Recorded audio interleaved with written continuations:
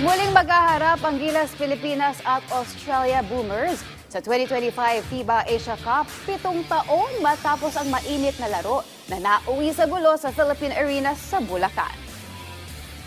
Magkikita ang dalawang koponan sa quarterfinals ngayong Miyerkules.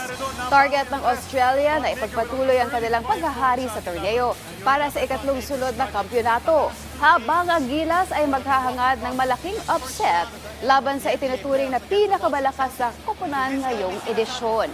5 beses nang nagharap ang Gilas at Boomers sa iba't ibang FIBA competitions. Pinakahuling pagtatagpo ay noong 2019 FIBA World Cup Asian Qualifiers sa bansa.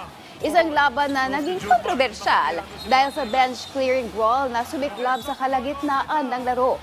Sa pagbabalik ng kanilang tunggalian, inaasahang magiging matindi ang labanan, dala ng parehong kasaysayan at motibasyon ng magkabilang panig.